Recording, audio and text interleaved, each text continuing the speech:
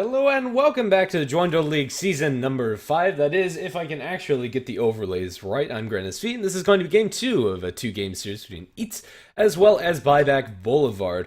Game number 1 looked really solid coming out from Buyback Boulevard, never really giving Eatz an opening to let the draft do its job, and well, I suppose that's exactly what the plan was. 5-man Deathball was the name of the game off of the back of a really farmed TA as well as an IO, which we'll see banned out in the second game by their team. Honestly, I think they could have left that in a little bit longer. But who knows? We're going to see them ban out Viper as well, interestingly enough, and then first pick up Alina, so something flavorful coming out from Buyback Boulevard in this game number 2, and should be pretty darn fun to watch. Can't really say no to Alina ever. Yeah. I really like that hero. It's a lot of fun to watch. Really flashy plays, or not really flashy plays, but a lot of fun effects going on the screen, as well as a lot of burst damage on mid-game potential, and all around pretty darn good. Troll Warlord's going to be the first pickup from Eatz. He was banned out in the first game, but let through, and then Buyback Boulevard will follow up their Lina with Avenge. Pretty darn squishy to open up with these two heroes, but a lot of damage from both, with the physical amplification coming out from Venge, as well as the magic damage from Lina. Both can pack quite a punch in their own way. Vengeful Spirit mostly indirectly. But yeah, looking pretty good there. We'll have to see how they're going to utilize it. If you're picking up this early, I'm tempted to say that this is going to be a mid Lina, or at the very least it should. If not, Vengeful Spirit Lina, a pretty darn good support duo in its own right. Magic Missile and LSA, pretty good combination. If you snowball, you can snowball pretty darn hard. Get an early level 6 on the Lina, and hey, pretty much gave it core position roll. Excuse me. Clockwork, going to be a pickup for Eatz next, and although game number 1 was a little bit unfortunate for the Clock, he played pretty well in the early laning stage in particular. So we'll have to see if he's going to be able to live up to that early game and maybe make up for the fact that he just wasn't able to find any initiations. I don't think it was necessarily the Clockwork's fault that he didn't find any jumps. It was really hard given Buyback Boulevard's lineup and how much they 5-manned. But then again, he was probably the only one that could do anything on their team, or at least the one that was most prepared. And if he was the most prepared, you know you're in for a bad situation. We'll see Sniper again banned out by Buyback Boulevard, and Shadowfiend banned out by Eatz. Yeah, pretty par for the course here, these next couple bans. Sniper has been seeing a lot more play as of late, and Buyback Boulevard probably just don't want to play up against the hero. Batrider the ban from Eatz, and I think that's a hero that should have been seen last draft, especially for the team with the Vengeful Spirit. Would have been really scary.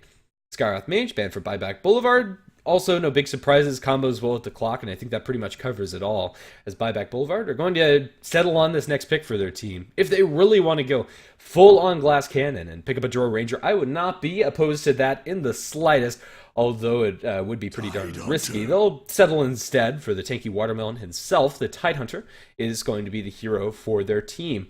Offering a Ravage Void Disrupted for the Troll Warlord and the Clockwork, both a natural Blink Force carrier. Yeah, can't really go wrong with Tide as long as the Ravages don't completely whiff.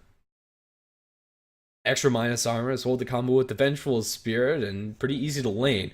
Even up against a Troll Warlord, can always fall back onto Ancients if things go really south. And, well, to be fair, they could. But then again, I think that well, Tide is a fine pickup here for Buyback Boulevard. For Eatz, they should be considering some supports here for them, and I think the Witch Doctor would do nicely, although last game just didn't find anything. So maybe they want to go for supports that are a little bit easier to work with, even if they don't get the levels. Witch Doctor does kind of rely on actually getting to his level 6, as well as leveling up to level 11 subsequently. In that last fight we saw in the previous game, that Death Ward hardly tickled the enemy team. Really didn't do much of anything. Well then, as far as other heroes to combo with for Eatz, Faceless Void is available and would offer them some nice amount of team fight, but that would also fill up their third and final core slot, unless this is some sort of support Clockwork, which with a Void and a Troll Warlord on your team in that theoretical situation would probably be a little bit too greedy, so maybe they'll shy away from that one. Yeah, I think it's pretty much all up to them. It is going to be the Witch Doctor that they settle on eventually, and I think rightfully so. Lina, Venge, and Tidehunter, if you can catch them out with that Death Ward and get the Death Ward up at an early point, the Clockwork combos really well with it. Just hold them inside the cogs and they can do nothing. But eat a face full of Death Ward. That's never a situation that any hero really wants to be in. Well then, let's see how Buyback Boulevard are going to go about these next couple of picks for their team. So presumably lacking one core and one support, but there is definitely flexibility when it comes to how they lane these heroes, and that should work to their benefit. Yeah, another good thing to mention is that Troll definitely hates the burst damage coming out from Lina, especially once Aghanim Scepter comes out, so maybe giving her that core roll of farm is going to be the course of action, and I think that's probably the most likely and the best play. Omni Knight picked up by Buyback Boulevard, and we can see all sorts of fun heroes for them. Eatz don't have anything really to deal with an Omni Knight Guardian Angel. Troll Warlord generally does not buy Diff Blade, and really their magical damage is very lackluster. You have Battery Assault, you have Flare, and then you have a little bit thrown in here from axes and casks and what have you, but most of that's auxiliary, nothing big and bursty, and that'll be absorbed by Repel mostly.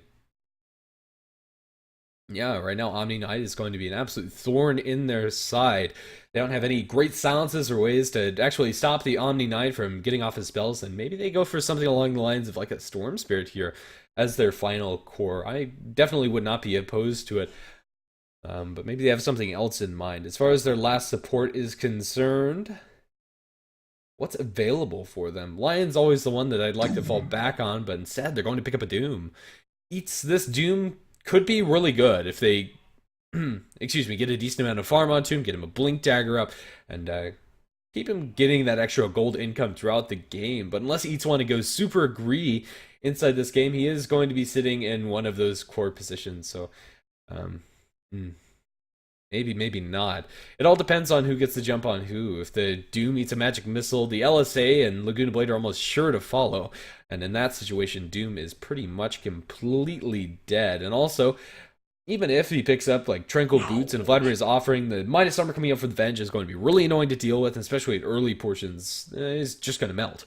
I don't think there's really anything or any way to work around that. Still, Buyback Boulevard have not shown us their lanes or how they're actually going to settle these heroes down on the map. The Tidehunter, Omni Knight, Vengeful Spirit, Lina could probably go anywhere, really.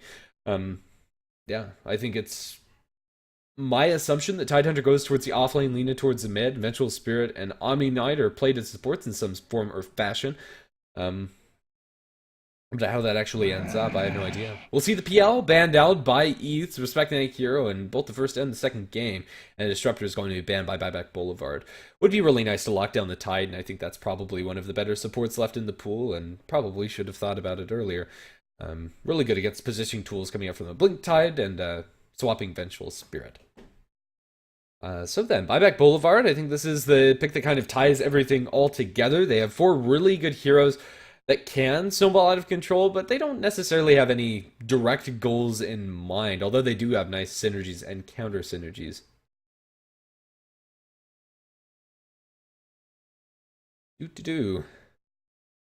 Let's see, what do we consider for them? It would be really nice to have something that scales well towards the late game, and heck, maybe they even contemplate going for the Void themselves as a safe lane farmer. That wouldn't be bad at all. And, yeah, could be the course of action, especially if Omni Knight's the one that's eating the Doom all the time. Outside of that, there's plenty of a carry pool at their disposal for Buyback Boulevard to take their pick of, and I think this is mostly up to personal choice what they want to settle on.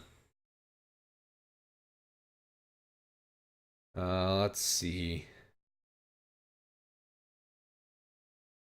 Yeah, I'm kind of drawing a blank. I don't know what exactly fits into the lineup. Phantom Assassin works really well with the Omni Knight Venge supporting duo, and could be a pretty good choice, although does run the risk of being kited around by Troll Warlord and a Clockwork. Can be very annoying for the Phantom Assassin to deal with, so maybe they shy away from something that gets so directly up into the enemy's face.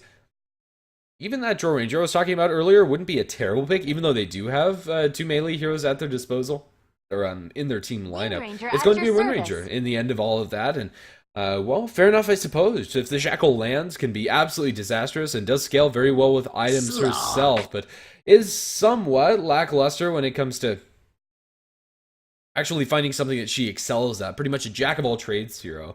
Slark is going to be last for Eatz and are just going to greed it up, it seems. Or maybe throw that Clockwork towards the support role, but I think they're just going to straight up jungle up the Doom. Maybe abusing somewhat the fact that Omni Knight just doesn't put a lot of pressure on the lanes and is going to weaken up Buyback Boulevard's team in some form or fashion, at least in the early portion of the game. We'll just have to see. I don't think the Buyback Boulevard really are super prepared for dealing with a Doom in the jungle, but maybe they shake things up through the Vengeful Spirit and the Lina as their supports run a core Omni mid-lane ranger offlane Tide and just aggressively roam through everywhere. I would not be opposed to that, especially seeing the Slark as the last pick for them. Well, it should be an interesting game nonetheless. Buyback Boulevard going to be pulling out some fun heroes to watch. Alrighty. We'll load in, but all of the players have actually left Abandonment coming out from the Witch Doctor and what have you, so we are going to disconnect and find ourselves a new lobby. Maybe I was completely talking on my ass and a lot of those were randoms. Hopefully the draft was actually proper. It is an all-pick remake, so that draft actually happened. And, well, there you go.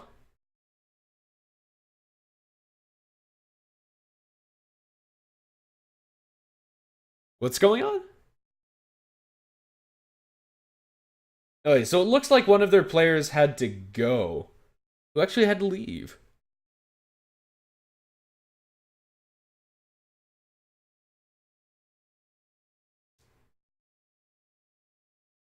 Let's see.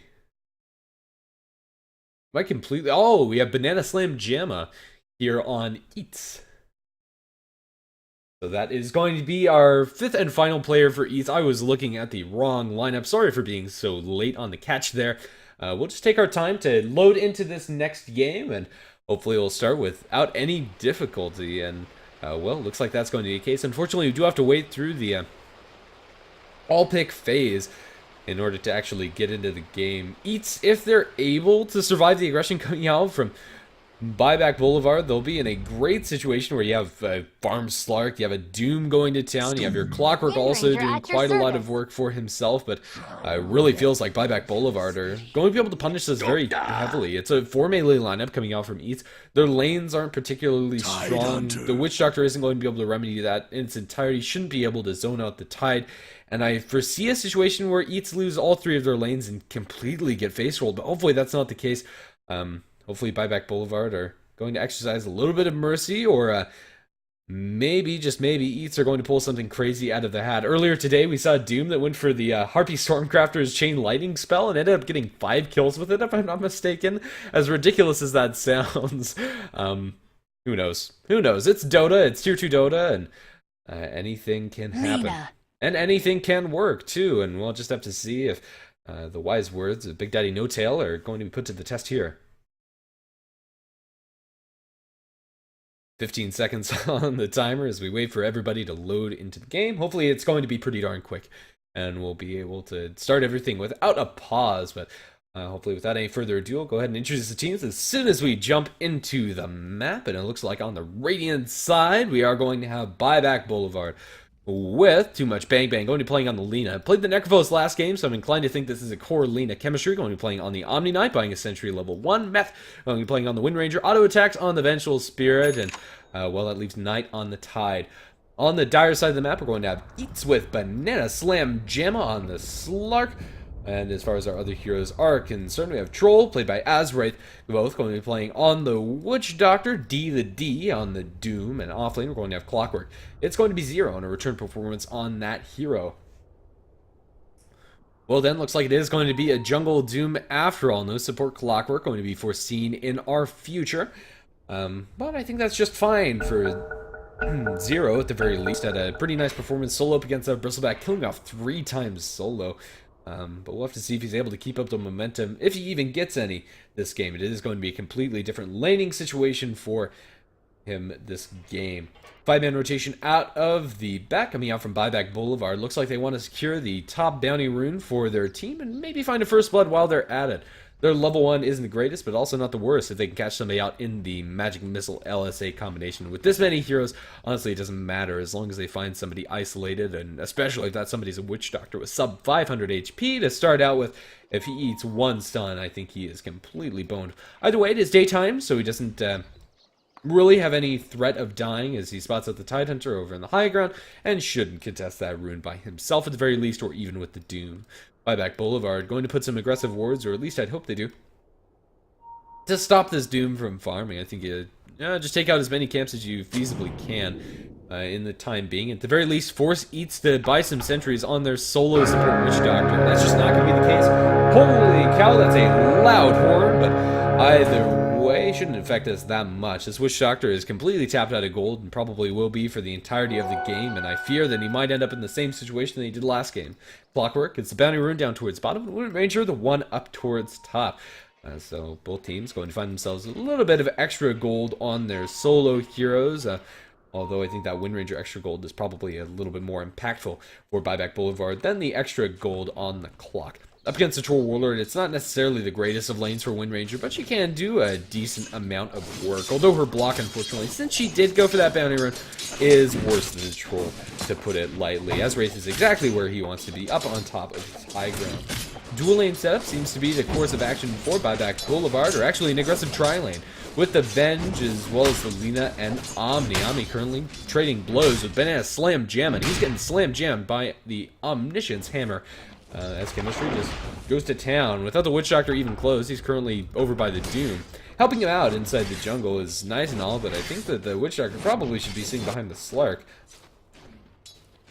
And, well, this is going to get statted out by auto attack, so they'll know exactly what's going on. The Doom isn't dropping as low as he normally would, so Magic Missile isn't going to be enough to get a solo kill for the Venge. At the very least, they have intel of what's going on inside the woods. They took out the one large camp, and I think that was about it. We're going to have a smoke up coming up from the Witch Doctor as well as D the D, and this is not something you really expect. You'd probably think the Doom is just going to chill inside the jungle, but unfortunately for Eatz, he has a pretty darn bad ganking creep. He has the Ice Armor, and although I love getting Ice Armor in lanes where you can trade blows melee to melee as Doom, or when you're dealing with the Bristleback Squills, this game probably not the greatest, and it looks like he's just going to use this smoke to get himself safely into the enemy woods. Tidehunter not being so safe in bottom, takes a lot of damage from the Clockwork, and now it looks like he might be our first blood with Cask flying through from Kavoth. They'll look to close the distance, but actually can't. Tidehunter has boots, Clockwork does not, and that's going to cost them first blood, or at the very least cost them an attempt at first blood. Whether they actually get that in a world where Clockwork gets boots is another story entirely. Currently, mid lane is being won by the Wind Ranger, but not by an unsurmountable amount. In fact, Troll Ward gets 3 last hits under towers. About to compare the numbers, and they're pretty much neck and neck, 11 and 2 compared to 12 and 0.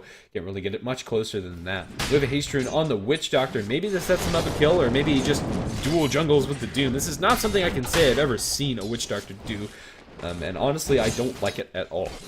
But at the very least, it is going to secure them safe levels, although it just takes so long. Yeah, we'll have to see. Up towards top, it's going to be first blood drawn as Chemistry gets it with the Omni Knight onto the Slark. He got a leash off onto one of these supports, and that's going to block his retreat out. They'll be able to secure that kill pretty darn easily. Slark just getting a little bit too over-aggressive. Now down towards bottom, dive onto Knight. This time, Witch Doctor is going to be able to make himself useful, and they'll find themselves a blocker. Now, Omni Knight actually TPs in. The Battery Assault has expired, and he's going to turn up Purify, but now completely burned out of mana. Chemistry can't do anything else, and is probably going to be forced all the way back to base. And if he's not careful, might end up dying just the same, but lucky enough for him, 0 as well as Kavoth don't have any mana to speak of, or not enough to cast their spells at the very least. Clarity's all around in this bottom lane as everybody wants to sustain to maybe go for the next round. 1-1's going to be our kill score here, 3.5 minutes into the game. 3 heroes of the dire side have sat themselves in this bottom lane. D the D doesn't have enough mana for another Devour and is just waiting for that one, it seems, before going into the jungle. Gets the War Stomp creep, which is pretty nice for ganking once you have a Blink Dagger, but at this point, he'd probably want something a little bit more helpful inside the jungle especially. He'll walk by the mini Satyr creep, finds himself a large camp that actually isn't there, and the small camp was blocked by his team. So Doom really just doesn't have anything to devour at this point. He'll secure the 4-minute rune down towards bottom for his team, and that's pretty darn nice for them.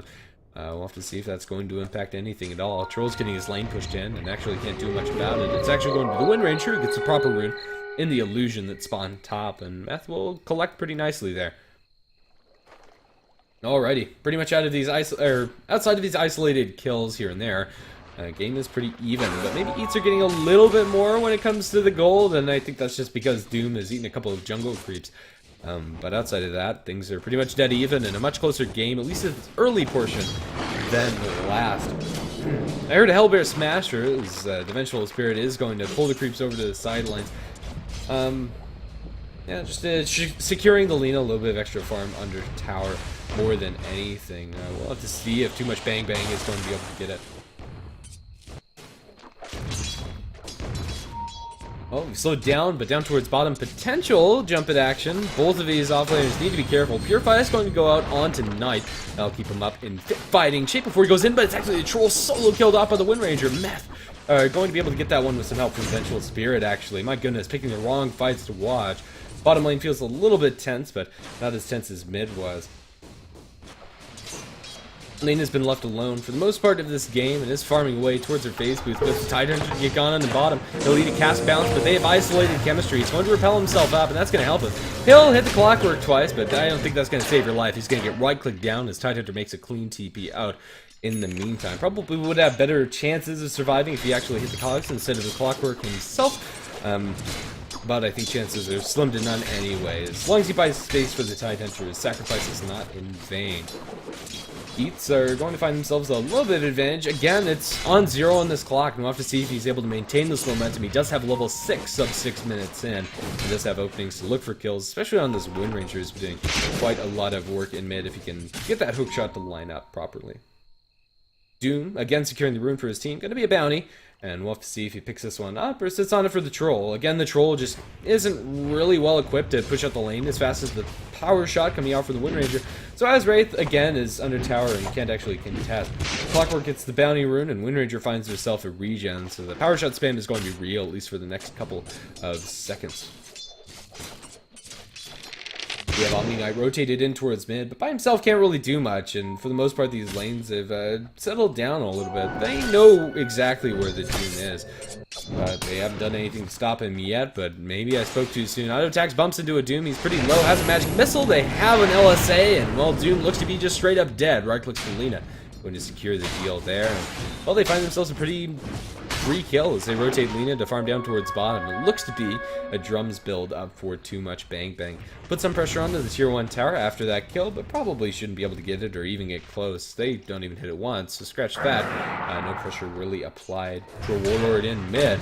They will be able to find out this hookshot gank onto Meth, even with the Omni Knight behind him. The Purification is coming up very shortly if they need to use it. The repel was enough to buy Meth enough space, and now the TP response is going to force them back. 15 doesn't have enough mana to really speak of, and he walks just right by the Lina, not looking. If she lands an LSA there, I think the Clockwork is just dead, but in the end, too much bang bang had other things in mind. They'll group up inside the mid lane and make the transition to push there. They'll nuke down the creep wave pretty easily with the Dragon Slave as well as with the power shot, and well, oh, they denied a catapult.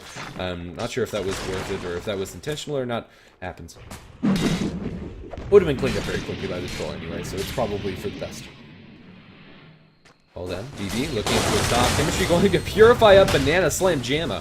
But won't be able to get this kill, but does put a lot of harassment in Slark, but luckily for Slark, he has his ultimate passive, so he is going to be able to just heal up over on the sidelines for a couple of seconds, even though the Omni Knight was a nuisance.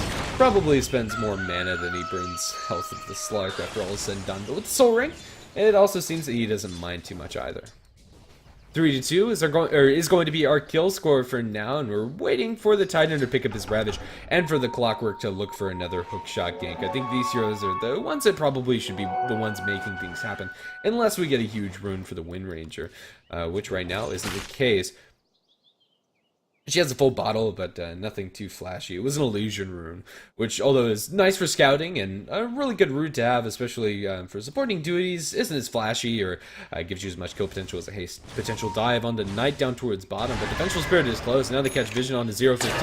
In the meantime, he's going to turn the battery assault and look to turn. The Gush is going to connect. He's got a hookshot, finds 2, cogs them in. Where's the follow-up damage? The power shot flies through, and 0 is the one to lose his life anyway. And now Witch Doctor also going to suffer a similar fate. Double kill for Knight, and that's going to secure him his level 6.5 after a really awkward game coming out from Eatz, finding themselves in a really close corner. A nice rotation in from the Wind Ranger, maybe expecting both of those to be illusions if they even spotted them out at all. Slark in the meantime dies to the Lina as well as to the Omni Knight. The burst damage from this combination is absurd, and now with the Guardian Angel at the ready for their team, they are primed to do quite a lot of work.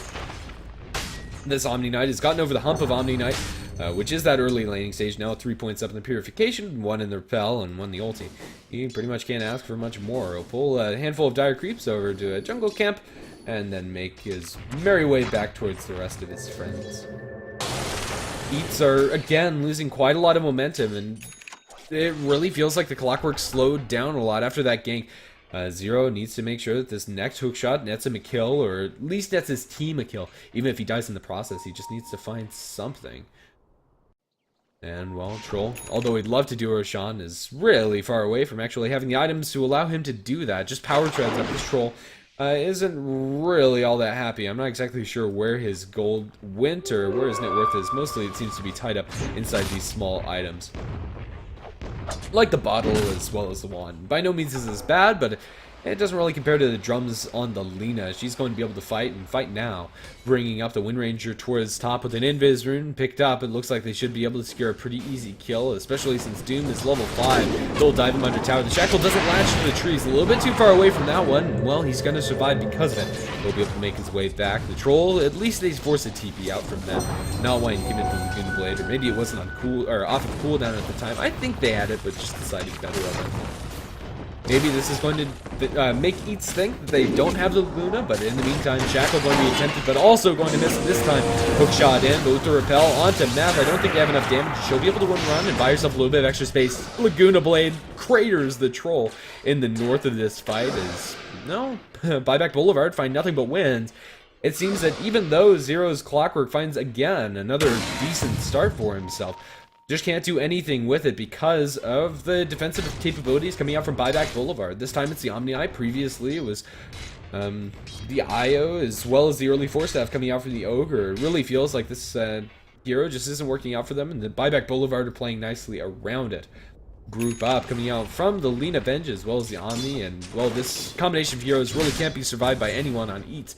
And even though they have a Blink Dagger on the Doom, he's still so close yet so far from that crucial Doom ability. It kind of feels like sharing that early experience with the Witch Doctor is kind of hurting him a little bit. He doesn't have the spell when he actually needs it, and the Witch Doctor Death Ward hasn't done much in return. Tide Hunter down towards bottom. He's going to commit the Ravage. TP's in. Will it actually save his life? It looks like it will. The Pounce isn't going to come out. No, in the end it will. Banana Slam Gemma should lose his life to the tower, however. Not another Pounce. He's going to swap back. Pounces into auto attacks. Very awkward exchange there, but ends up dying. 1-for-1's the trade in bottom, and that's not the trade that Slark really wanted to make, but at the very least he forces out a Ravage. So it's not all down for Slark. Well then, things are going to cool down a little bit as without the Ravage, it's not going to be the easiest of fights for Buyback Boulevard to take, but the tier 1 tower down towards bottom is easy enough. They should be able to push into this one. Both and company are pushing up towards top. They are going to be able to take this tier 1 tower a little bit faster, maybe? Or not, either way. The Glyph is going to come out from the Dire, delaying this tier 1 tower push in the bottom lane, and, well, the same thing's happening up towards top in the meantime. A little bit of a tower trade we have on our hands, but this is probably good for Eatz as long as they end it. TV's in. Doom onto too much bang bang. This Lina is pretty much slated to die. Can they get the deny off? Witch Doctor gonna unleash the Death Word, and now Meth gonna take a lot of damage. Wouldn't run, not enough mana, and he's gonna die. Double kill for both. And now Omni Knight also going to take quite a bit of damage. They are going to eat a creep, blink away from the Doom. However, after the swap, he's going to survive. Chemistry Guardian Angel is going to buy him enough space from the Troll Warlord. Now he has Purification at the ready, looking to drop that onto Azraid. He is going to be able to succeed in doing so, and Troll is needing to be in a full retreat. He has another melee axes, which aren't going to connect immediately. Turns further ranged ones, but Magic Missile going to crater him with the Max Magic Missile build coming out from auto attacks. Does more than enough damage to kill him off. And, well, space created for the Slark too as he pushes down towards bottom. I think that Eatz have found themselves a pretty nice trade, although it does cost them their Troll, which is really unfortunate after all of that. Really would like a load of it. Looks like straight up BKB rush is going to be the course of action for him. Banana Slam Jamma does find the tier 1 tower in the bottom lane. But we do still have Buyback Boulevard with plenty of momentum under the belt, and now with the Bleak Dagger, excuse me, onto Knight. They'll be able to do quite a lot of work in the next coming team fights. If they can actually find the openings for it. They will have Ravage up in 14 seconds. So I think the Buyback Boulevard should probably look to make some sort of aggressive move. This time with everybody at the ready. Slark going to find himself a bounty run towards bottom, and well, let's see what his item choice is going to be this game. It's going to be the Shadow Blade for Banana Slam Jamma, currently just sitting on the amulet. He's going to lie in wait invis right up the cliff and maybe, just maybe, waits for somebody. Cheeky play coming out from Banana Slam Jamma, but now spotted out. The Jigazop will be forced to leap away. Would have loved to see that net him a kill, though. It's like a Techie's Bomb, but better, because it's a slug. Well then, we stalled out a little bit. Neither team are making any huge aggressive moves on the other side. Both of them are just farming up, but maybe Wind Ranger's bitten off a little bit more than she should rightfully chew.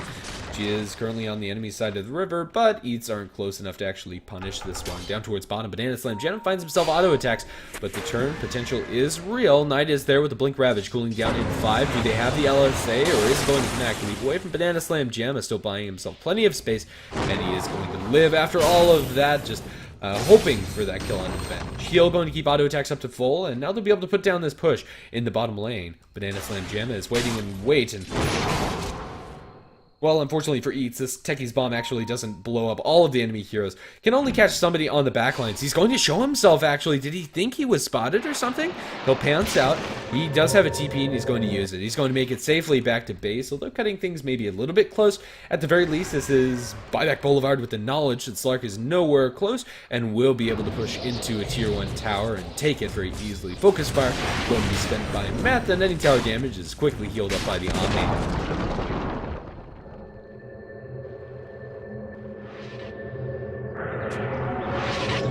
Well, we'll jump in mid. Ravage committed on the Troll Warlord, and they will be able to find the Troll very easily. Hookshot in, isolates onto the Lina. They'll shackle up Zero onto the high ground tree, and Zero looks like he's going to end up losing his life in a clean 2-0 for Buyback Boulevard. Unfortunately, my in-game sounds are quite a bit loud today, so I'm going to go ahead and turn those down while I'm at it. Sorry about any inconvenience.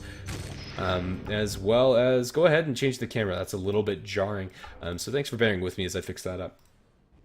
Tier 2 tower in mid. It's going to be pressured out by Buyback Boulevard.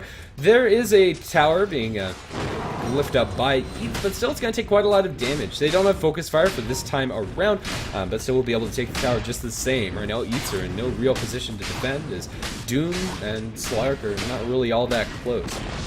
It's going to fall, and they'll give this one up for free, and instantly after, Buyback Boulevard going to smoke up and go hunting for the Slark. I think Slark is privy to the fact that, or rather Doom, not the Slark, excuse me. Doom doesn't know that there's wards inside his jungle, or might not know that there's wards in his jungle. He'll be able to blink out to safety. But Tier 1 tower looks like that's going to be the course of action for Buyback Boulevard. They'll be able to backdoor this one. It's only 250 HP or so. Tier 1 tower going to end up falling to the Vengeful Spirit, and well, why not continue going? Buyback Boulevard have quite a lot of tools at the ready to keep on fighting, and keep on fighting pretty strong. Eatz maybe think about going for a Roshan, but it's going to take quite a decent amount of time since Troll does not have any real damage items and doesn't have any lifesteal, so needs some help from his team to actually do that. Another smoke brought up by the Vengeful Spirit. Maybe this is time for Buyback Boulevard to look for another kill. Slark going to Shadow Blade out in bottom, and well, he's going to be able to make it back out to safety. Banana Slam Jamma is pushing a little bit aggressively, but won't be punished this time around. Tier 1 tower in mid, going to be denied out by Buyback Boulevard pretty cleanly, and now the Slark jumping in onto the Lina. Does he have enough damage with the Troll ultimate and a hookshot in? Is it going to happen? No, too much bang bang, saved out with the Laguna Blade turnaround. 0-15 going to lose his life. The ranged act is not going to connect, she's too fast. Wish Doctor ultimate turned around, kills off the Omni, and they also get the kill on the Wind Ranger too, making it a 2-for-1 trade. But Buyback Boulevard do survive on their Lina, so not all is lost there, but still a much needed fight for Eatz. They'll trade experience pretty evenly, but gold for the Clockwork and Witch Doctor is always going to be welcome.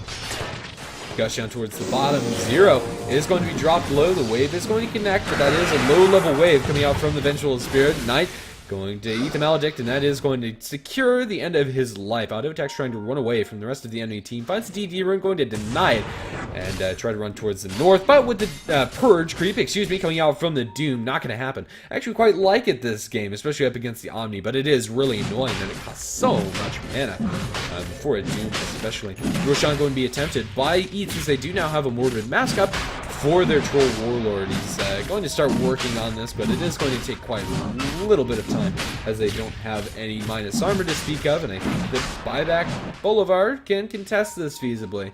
If they are privy to the fact that this is going down, they'll ping it out, and I think that this could go disastrously for Eatz. They'll power shot in the pit, Doom up to Lena, purge her down, slow down too much bang bang, in a lot of trouble. They'll focus fire up to Doom, the burst damage is plenty.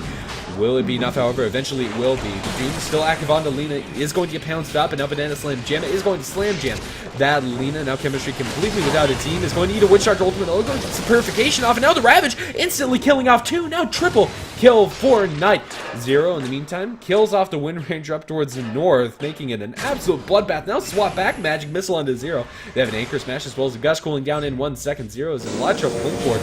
Kai's going to bounce back too, run towards the left side as he tries to make his way out. Battery Assault going to be activated and turns around onto auto attacks with the Blade Mail activated. Auto attacks can do nothing. Magic Missile is going to commit it, and now Tidehunter blinks in looking for the Anchor Smash but can't find it. Oh, really awkward. Going to make things a 4-for-4 after all is said and done. Slight advantage towards BB when it comes to the numbers, but all that gold's in the Tide and the Clockwork. I think we can call that pretty much a wash. Nothing really happened after all of that.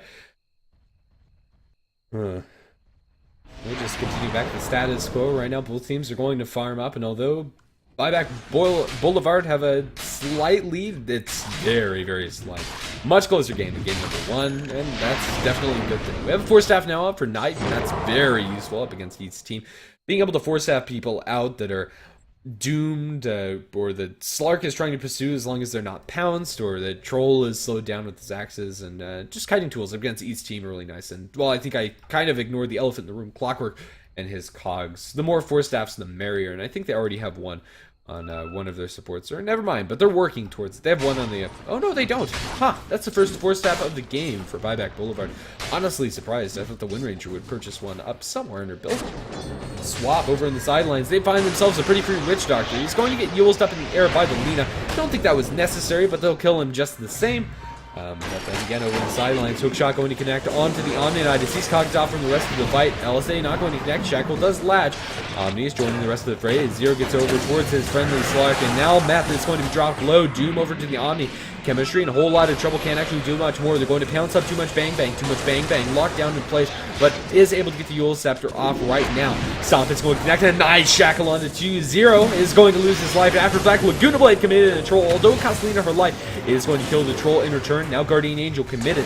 Although the Tidehunter is not affected by anything from the Omni Knight, needs to be careful though. Shackle and another 2-hero shackle coming out from Meth. They'll bring down Zero. Now Banana Slam Jam potentially in some trouble, although it doesn't look like we have Dust. So, Banana Slam Jam is going to survive for now and looks for an assassination, trying to find Meth. They're hiding around the sentry, going to gush him up. Now the Shadow Blade is not at it ready. He's going to get swapped back, but dropping Meth low, but the burst damage is enough. With the max out Magic Missile and the Purification, Buyback Boulevard get away with murder. Able to extend that fight to the point where the Doom on the Omni Knight really didn't phase them that much. And really all that they lost was Lena, and that's probably as best as they could hope for. We'll have to see what Chemistry settles on for his build this game. That's pretty much all up to personal choice. Honestly, I think Aghanim Scepter would be pretty darn good so he can stay way the heck back and make sure that he gets off that ultimate before getting doomed. Even with Blink Dagger on the Doom, he can't doom you when you're in the well unless he's found diving. Buyback Boulevard find themselves with a little bit more wind under their sails, and my goodness, I think the MVP of that last fight definitely was Meth on the Wind Ranger, doing a lot of work with those shackles. Landing 2-2-hero shackles inside a singular team fight, you really can't ask for much more. That's an incredible amount of disable that Eatz really just couldn't deal with. And Aghanim Scepter going to be helping a lot with the damage coming out from those Wind Ranger, and we've already seen the power of Focus Fire with the Maelstrom as well. So things are looking pretty good for them, but Eatz are managing to extend this game to the point where they're starting to get those core items up. Slark, Shadow Blade, look for the BKB, but no, they're going to find a free Meth here. Zero isolates him inside the cogs with a hook shot in, but a 4-staff swap. Purification. Now the turn on the Clockwork is real. The LSA is going to miss. He's 4-staffed up to the high ground. They continue to pursue. He's slowed down by the Gush. They'll look for him. He's going to flare up. The Shackle is not going to latch to any trees, but the damage is more than enough there. Clockwork went in alone, and he dies alone. Buyback Boulevard are able to turn around as long as they have backup. Killing off these heroes is such a pain. We're dealing with Omnis and I believe 2 4-staffs. Well then, they'll put this together and push through mid, but there's no tier 2 tower standing, and I don't think going high ground is the right course of action, but maybe forcing a fight could work to their benefit, or at the very least forcing a doom. Maybe if they can get out that spell and then back off, then they can comfortably take a fight, especially around the Roshan pit. With the minus armor from Benj as well as from the Tidehunter, can very easily take it.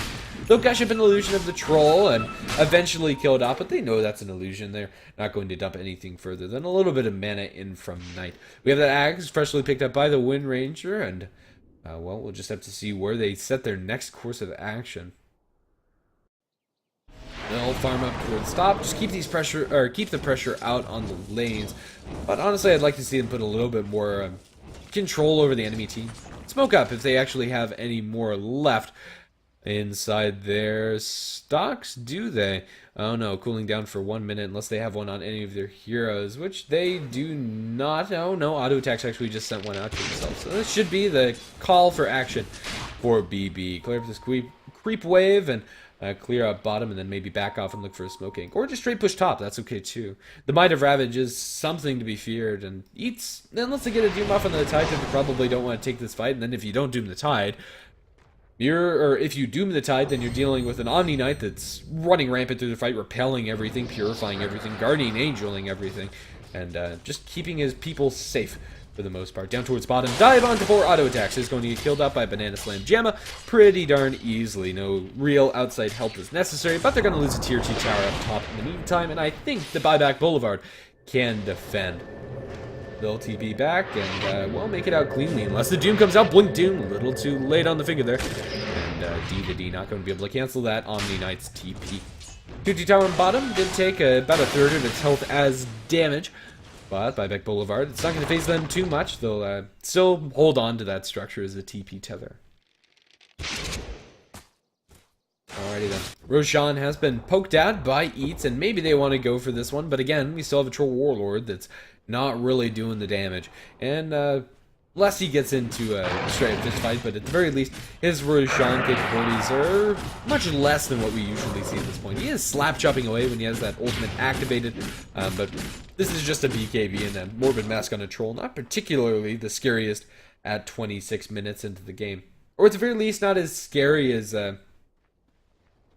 Buyback Boulevard's team when they get their disables to land. The LSA as well as Shackle, although not entirely reliable, if they're able to connect, are incredibly scary. And so the BKB is a warranted pickup. But then again, the tier 2 tower in bottom is going to lose its life as Eatz again are just not in real condition to actually fight this. Even though they have the 2 fresh BKBs, they're too slow in getting that tower. They'll give it up. Can they find anything on the retreat?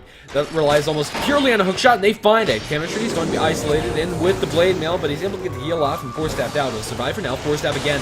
Now Yule stabbed her on with Slark, but able to get the BKB off after purging off the Yule's effect. Pounce is going to miss, and Drum Charge popped out by the Lina, going to buy them enough distance, as Eatz have just effectively wasted a 10-second BKB charge on Slark. I think it's kind of necessary for him to pop it, but now he's going to get punished as he gets Blunk Ravaged upon. They don't have detection on the Tidehunter for the Slark, but they'll be able to kill off the 2 on the sideline.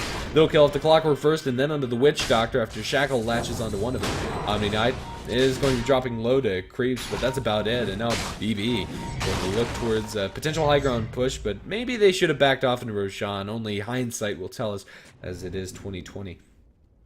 Buyback Boulevard going to put some pressure into this tier 3 tower with the focus fire activated, as well as being on the high ground. They'll drop this tower down to about half damage, and well, they'll be able to take it straight up. No buyback in the Clockwork, and Witch Doctor means that Eatz don't really want to fight, even though they have a BKB on the Troll and an Aghanims on the Doom.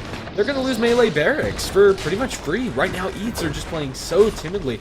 Probably because they have to. Not to say that it would have gone any different if they'd actually engaged, but this way it's just handing it to them on a silver platter. And, well, Buyback Boulevard going to be very happy with this. Find nice pickoffs off of Ravage, and you can't ask for much more. Slark going to look for an assassination, but Omni Knight, I think he has enough backup to survive here. Tidehunter's there with the Gosh, and Chemistry should be able to TP out unless they doom him up. They're going to purge off the Repel, and, well, never mind. He's going to end up losing his life, and really that purge creep from the Doom, it's paid off more than once. Eatz will find themselves one Omni Knight kill richer, but definitely doesn't make up for the fact that they've lost a barracks in the bottom lane. Going to be constantly pushing in, although they'll get a Roshan after. The fact it's still up to the ability of them to actually do something with this Aegis that'll really make this worthwhile for them. They're going to get a second life, probably for Banana Slam Gemma, maybe for the Troll. Depends on who they feel is going to be doing more in the fight.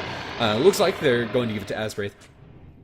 Well then, Eatz, if they can get a lot of towers off of this and, well, actually break the high ground with this Aegis, maybe that fight's not too bad. But really, things are looking really sketchy. We have an Aghanim Scepter up for the Lina, not level 16, unfortunately enough for Buyback Boulevard. But still more than serviceable. A huge amount of damage that can be popped through those freshly acquired BKBs from Eatz. What I mean, it's a lot easier to burst down the Slark, currently only sitting at about 1400 HP, and the Troll at a pretty similar number. 950 burst damage is a large majority of their HP, and Lina should be able to get that level 16 quickly enough. Buyback Boulevard aren't going to want to push into the Aegis necessarily, but if they find a pick off or something of the oh my goodness, I'm trying to speak, but it's just not coming out right. But along those lines, they will be able to do a lot of sharp bullet damage in return. So the pressure is on Eatz to actually do something with this. And although they'll farm up the jungle with the Slark, and that's nice and all, still not nice enough. Buyback Boulevard are controlling the enemy's side of the map very nicely when it comes to their vision. Good vision in mid, good vision inside their jungle, and should know that Eatz are doing something a little bit fishy, or at least trying to. Refresher is up on the tide, however, and maybe that's the tool that Buyback Boulevard want to take a fight, and it looks like that's going to be the course of action. 2 smokes on the Courier. If they can force the issue here, it could go disastrously for Eatz, unless the BKBs come out nicely timed by the Slark and the Troll, and even then, it might not be good enough. Looks like Buyback Boulevard are going to go straight down mid, and although they haven't found anything yet, it could be a pretty big fight for them. They'll find a Slark, and oh my goodness, Banana Slam Gemma. The Eul Scepter was a little too early, so it's going to get purged off, and he's going to survive. Unfortunately, too much Bang Bang was a little bit fast on the finger. Should have been a little bit more patient there. Aghanim Scepter on the Witch Doctor, however, is going to make this high ground defense coming out from Eatz a little bit more secure and a lot easier for them. This is going to be a huge boon for their damage. And now they're going to smoke after getting their pickup, and now look for the big wraparound. This could go disastrously for Buyback Boulevard if they can actually find the opening. But can they? Aegis on Troll Warlord, he's going to be leading the charge and looking for the opening. But Buyback Boulevard are defensively positioned enough where this wraparound might not do enough. They're going to do him with the Omnia startup. Nice initiation, hook shot in. The Ravage isn't going to commit onto that many. He's going to refresh and potentially look for it. Can he actually cancel his Death Ward? Channeling doing a lot of damage, bouncing through auto attack. Now Lina's also going to fall. Double kill for the Witch Doctor. Windrunner is going to survive just barely. She TP's out. And now they pursue a little bit longer. Paralyzing Gas just creeps, and Blink Away from the Tide's going to keep him safe, but what a perfect jump in from Eatz. Whether they should have checked the Tide Hunter's inventory and knew that there was a Refresher Ravage, but really can't ask for much more. They get a good hook shot, and they get the Blink Doom on the Omni, which just makes breaking the team coming out from Buyback Boulevard so much easier. They're going to have to tend to their lanes after that and can't get anything immediately, but that's a step in the right direction, and they don't even lose the Aegis for Aswraith.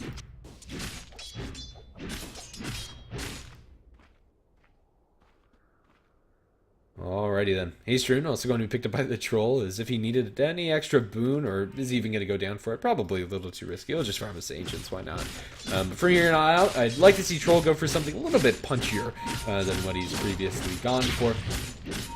It would be nice if he hit a little bit harder, but the last fight, that worked out just fine for them.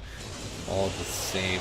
They'll push out the top lane with the Slark, and, well, now it's time for Eatz to start equalizing things. Even though BB still have an advantage, it's been pared down significantly, and the experience is actually in Eatz's favor. If they didn't have a Rax ahead, I'd say that Eatz were in a commanding lead this game. Or not a commanding lead, but at the very least a lead this game. But since they are barracks behind, it is always something that's going to be gnawing at their side.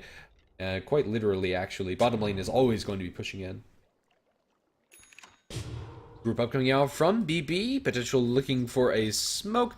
Who actually has it? It is going to be Nilbog, the Mad. He'll be bringing out the Monkey King bar for the Wind Ranger, as well as that smoke if they actually want to pop it. But for now, it looks like the answer to that question is no. They do have that second Ravage up on the Tide Hunter. I don't think he actually used it after refreshing. So they will have to wait a little bit longer yet for the double Ravage to be at the ready. But until then, they'll just stall out this Aegis coming out from the Troll. It is going to be expiring here, and if I'm not mistaken, just a couple seconds. So Troll Warlord isn't going to be holding on to that second life, and probably isn't even going to be able to proc this Aegis. And if he gets to it, I think it's going to be a little too close for comfort. Alrighty, Aegis is gone, and we'll see the next Roshan respawn timer. It's going to be almost 6 minutes, which is pretty darn long, actually. Close to the maximum time, somewhere about there on the pie slices. Aghanim Scepter is going to be picked up by the Omni Knight, and both teams are getting pretty good items on their supports. Venge and Omni are pretty much at peak capacity. I mean, 4 staff is all you really want on the Venge, or all you really need. Want is another story entirely, and Omni Knight, Blink Dagger, or Aghanim Scepter, just anything to help with your positioning, either directly or indirectly. BB going to push up top. Now that they do have that double Ravage up in 10 seconds, they might be able to accomplish this, but they risk having what happened to them last fight happen again if Eatz are able to find that opening and that angle of initiation that they did so nicely in the last fight up towards top. For now, Eatz aren't in any real position to defend up in the top lane, but everybody should be holding on to a TP. And, well, it looks like the majority of them do. Everybody but Slark, it seems, as well as the Witch Doctor, but they're close enough anyway. They're in the mid lane. No worries there. They're going to repel up Lina, and she'll put a couple of fireballs into the tower, but those fireballs hardly tickle. Yule Scepter up into the Slark. Not fast enough to get the Q off, but the LSA doesn't even connect. They're going to doom up Lina, and right now, I think it's a prime time for BB to just back off, wait for that doom to expire, and then reinitiate. I think they're in a perfect situation to where they can actually go for this high ground defense. Doom, a little bit antsy, wanting to get off that Aghanim Scepter doom, get off a kill, wanting to fight. But in the end, it looks like it's going to bite them. A couple purifications, and too much bang bang is right back up in fit fighting shape. And well, we'll repel her again and stick her on the high ground. They have the purge to get off this repel, but more than anything, I think the BB are just going to rest easy knowing that they'll have the Omni behind them, as well as the Tide with Ravages, as well as the plethora of survivability spells at the ready. 60 seconds on cooldown for the Doom. This window is going to close pretty shortly, but at least for now it's open. The next 2 creep waves, most importantly for BB, if they actually want to break high ground, now's the time. I feel, as long as they're here. They're going to drop down to half. They blink in with the Ravage. Connects on to 3. The secondary Ravage is going to be connected. Doesn't actually hit the Slark since he is in the BKB. And he was already Laguna Bladed, but at the very least that zones him out. And the Tier 3 tower is going to fall. Buyback instantly. Coming out from the Witch Doctor, wanting to reinitiate. The Tier 3 tower is gone. They blink in with the Doom, but instant Yule Scepter up. Can't get that Purge up. They are going to start focusing on too much bang bang. After the Guardian Angel, it's not going to help you once you have that Purge applied. Auto attacks and chemistry trying to run away. 4 staff, it's up on the high ground for the bench. Now Pam's going to connect. They should be able to kill her off before she TP's up, but they won't be able to kill off chemistry. Nobody cancels that unless they get a bash, and Troll was a little too far away even. Not a clean victory for BB, but they do get a Tier 3 tower up towards top and lose 2 supporting heroes at this point. Even though Lina theoretically can scale really well with items, never mind that. She's actually got a lot more net worth than I'm giving her credit for. Yeah, no. It's a high ground defense by Eatz. I think we'll just call it that way. It's pretty even, I'd say. Since going up high ground into a lane that's already had the Tier 3 tower down is a lot easier. And I think they'll be able to do it the next time around. Slark actually going to find a solo kill on the Wind Ranger. I was not watching that at all. Apologies, guys. He'll find himself a gem, too. A very easy pick off there. And now Eatz find themselves with an opening that Roshan would be a wonderful objective for them to have. But unfortunately for them, has not actually respawned into his mighty pit. Still 2 minutes until we get to see his people again.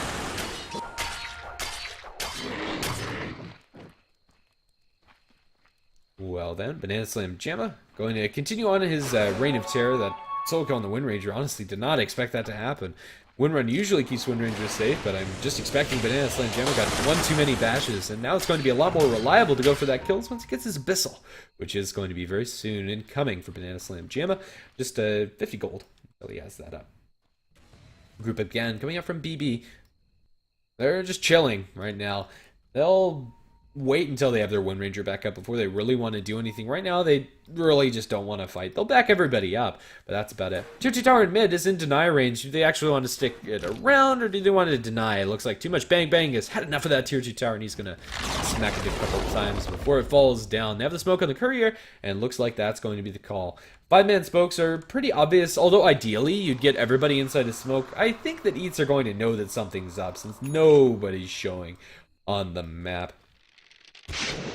Missile Blade up by the Slark is also not going to be the easiest of fights for BB, and at least for now they're going to hold on to the smoke, although it is at the ready whenever they want it. There you go, all 5 men are up and ready for the smoking, and they'll look potentially towards the Roshan pit, and lucky enough for BB, the timing probably couldn't have aligned any better.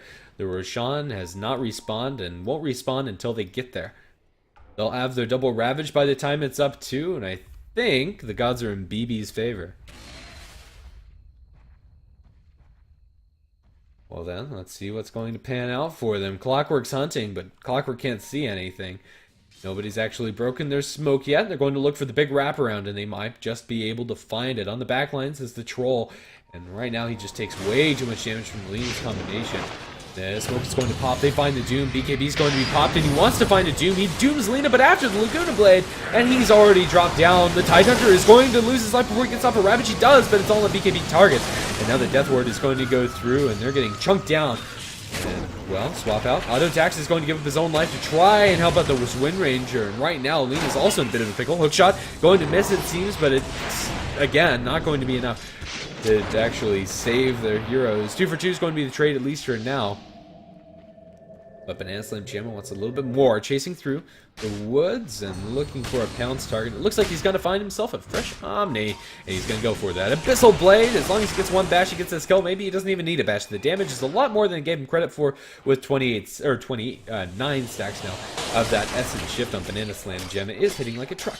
Roshan is back up and ready, and I think Slark could solo this one feasibly. Be it maybe he wants to decide against that. He's going to pop his head into the Roche Pit and put that extra agility to good use. Even though the minus damage coming out from the Venge is going to be a little bit annoying here, he's just going to be able to perma bash the big man down, it seems.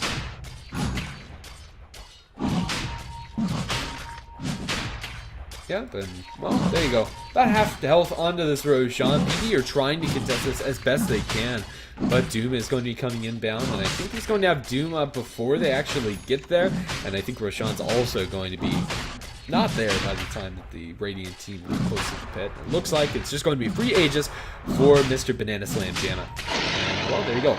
That's going to be your double life for the Slark, and he'll be able to go pretty hog wild inside these fights, or even just do what he's doing now and look for a pickoff. If you can find the Omni Knight, the fight for Eatz gets a lot scarier, and right now I think the Eatz are actually the ones with an advantage inside this game, all things considered. Even though they're Elena barracks down, I think that their ability to punish a one team fight is just so much greater, and their ability to win team fights as well is also pretty high up there, since they do have the BKBs on their major cores as pretty much a trump card up against the Tidehunter Ravage, and the Witch Doctor's positioning for his ultimates has been pretty darn good this game.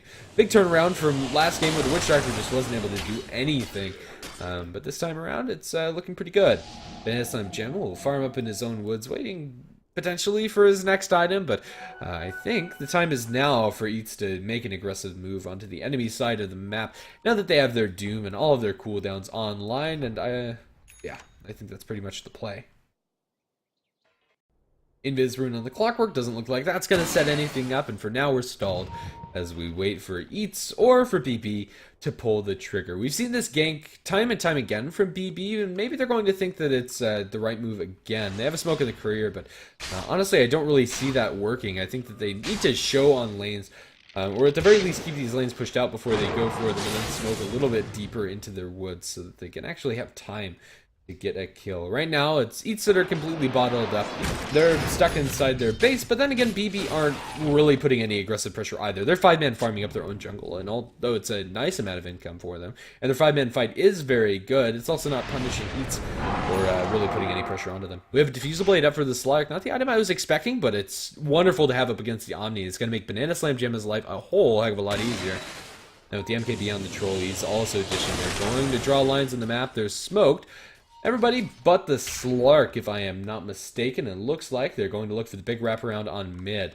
Again, we could see another fight that's disastrous for BB if the jump goes into their favor. Alrighty. Well, for now, nothing's actually happened. The smoke is going to dissipate, and Eatz actually don't find the jump.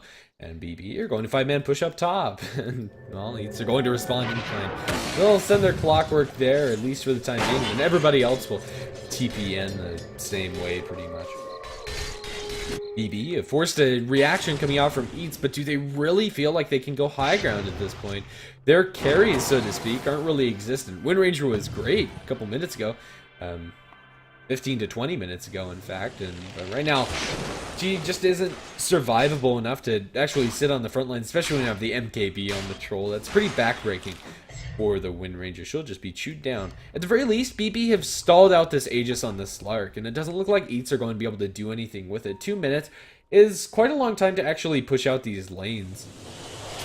And by the time they're actually fighting, it's not reliable that you actually have the Aegis to rely upon, so... well, good play by BB, I suppose, as they've managed to buy time. But then again, what are they buying time for? I think it's the bottom line.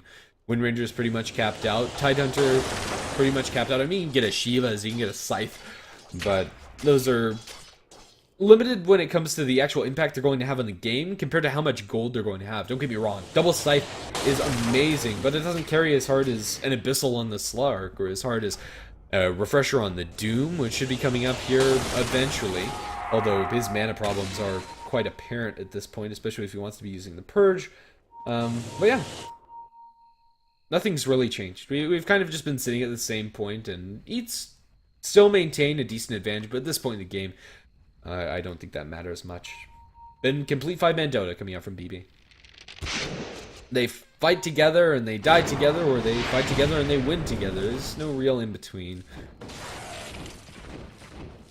Well then, Eatz. The Aegis, I think, is going to officially expire on the Slark in about 30 seconds, so that pretty much closes that window of opportunity for Eatz. And maybe we just wait out for the next Roshan, really, for Eatz before they actually do anything. Maybe they're not comfortable until that actually happens.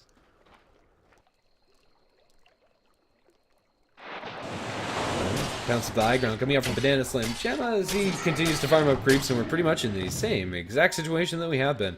Maybe I misread the timer. No. He's actually going to lose his Aegis in just a couple of seconds still. Maybe I overestimated a little bit, but yeah, that should be gone. And yeah, there we go. Now, 4 minutes is going to be the Roshan respawn timer, about a minute further than the minimum time. Eatz are going to be forced back as BB again are going to attempt to push out the high ground. And we'll have to see if this is going to be successful. They've been sitting on this double Ravage for a long time. They're going to smoke up and look for a fight. But can they actually find it? Eatz are inside their base. Nobody's actually left. Although if Slark gets a little too overzealous, maybe they find him. But this is a slippery, slippery fish. With the 6-second BKB, although it's not the longest, it's long enough to get away, pretty much. Long enough to allow him to pop his ultimate and pounce away out to safety. And BB don't find anything with the smoke. They've wanted to, they desperately tried. That's not going to happen. They'll back off, defend their 2-3 tower, and we've stalled for quite some time now. 47 minutes in the game. It's not the longest, but it's also not a very short game, I'd say. Right now, neither team has really made any aggressive play for quite a long time. If we take a look, the last couple of fights have been few and far between, pretty much. In the last 20 minutes, there really has only been 2 fights. And that's unfortunate. Gives me something to talk about when we actually have something to do.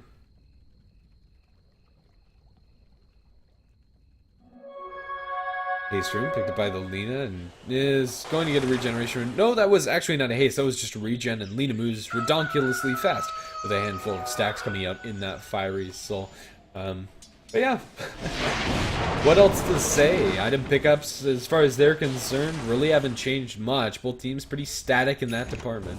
We have a Vladimir's offering for the Doom, but that's the biggest thing we've seen in quite a while. BB, I've seen this push before, and it doesn't actually end in the tower dying or even getting up to the high ground. It usually ends in them backing off. But this time around, the creep equilibrium is actually in their favor. So middle lane is pushing and looks like they've had enough. They're going to put the screws to Eatz and let's see how it rolls. Slark looking for a backstab over towards the sidelines. Might be able to find it with the Shadow Blade. And do they have any sentries on the ground or do they have control of that gem? Lina is the one to have that true sight for the team, so Slark needs to be treading carefully. Banana Slam Gemma is going to get spotted out, swap back into the entire team, but he's able to get off the ultimate. It looks like Banana Slam Gemma should be fine. He has a BKB and a pounce, but at the very least they force everything out from Banana Slam Gemma. And again, this is an opening for BB, but if they're actually able to connect with it is a different story entirely. This is the way to do it. Double catapults up and ready and willing to start chunking away at these barracks. Blink in. They have a Doom. Are they going to spend it? The focus fire damage is immense. Doom can do nothing. Okay, that's the Lina ultimate spent to the Banana Slam Gemma. There's your Ravage. Death Ward channeled, but the Omni Knight ultimate cares not for your Death Ward. Now Kavoth eats a second Ravage to the face. Buybacks galore coming out from Eatz on both the Slark and the Troll, but the melee barracks up top is already falling low. The Glyph only delays this push, and that's going to be pretty much it. The jump in, hook shot in, catches out Knight, but they've lost their structure. Swap over in the sidelines. They found themselves a bench, but then again, the focus fire. Wind Ranger's trekking. My goodness, Meth is unstoppable, and rightfully so. I underestimated the carry potential coming out from this Wind Ranger, and it seems so did the Doom, and so did the Troll. That's a dieback on your Troll, and what should sum up game number 2 in a pretty anticlimactic way. One fight to rule them all, and in the darkness by them. Chemistry going to bounce upon as well as Abyssal out by the Slark, but they sound up with a goodness. Look at that. Meth just rips the Slark a new one. That's under 21 seconds on the sidelines. Now Clockwork, the last survivor, and he's going to get Laguna bladed. Wow. All it takes is one good fight, I suppose. One poor move from the Slark, forcing out the BKB, and that's all it took for BB to secure the Mega Creeps and probably secure the game. Should secure the game. They should be able to end without any further ado. Zero going to jump in for the hook shot, trying desperately to secure the kill on Knight, and he's going to be able to do that. But I don't think that BB should be backing off for long. Focus fire into the Doom. My goodness, he just can't stand against that. Look at that. Wow. Well, color me impressed. Wind Ranger, good hero. Confirmed if you get this amount of farm. Currently sitting casually on 10,000 gold.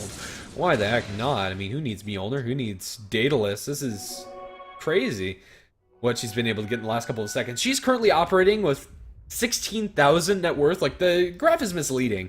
Most of the net worth is tied up in the bank, and Eatz just did not respect the hero. If they got that Doom off first, that fight could have been completely different, but Doom actually wasn't able to do anything because he was shot down by a really scary Wind Ranger.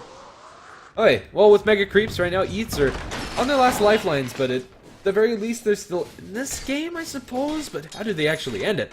I think that's another story entirely. You have a Scotty up for the Lina. You're going to have a 6-slotted Wind Ranger. She goes Basher. Why not? Abyssal Blade Wind Ranger is actually not that bad. I think that's completely fine, especially when you have Slark control wanting to get in your face. So you'd be like, fine, get in my face. I'm going to Abyssal you and focus fire you. But honestly, I don't think it matters. Really does not. Yep, there's your Abyssal, fresh up, and she still has 4,000 gold to spare. My goodness. That's just a casual, hey, I'm going to one-shot buy an Abyssal and then have enough gold to pick up a Daedalus afterwards. Meth kind of got a lot of gold in that last fight, I'd say.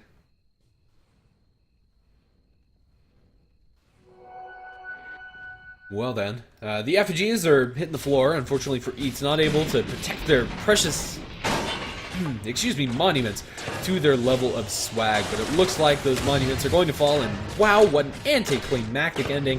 GG, called out by the Witch Doctor. 4-staff in by the Clockwork, doesn't even find any heroes except for Meth, and he's gonna die before the Ancient explodes. Thanks for watching.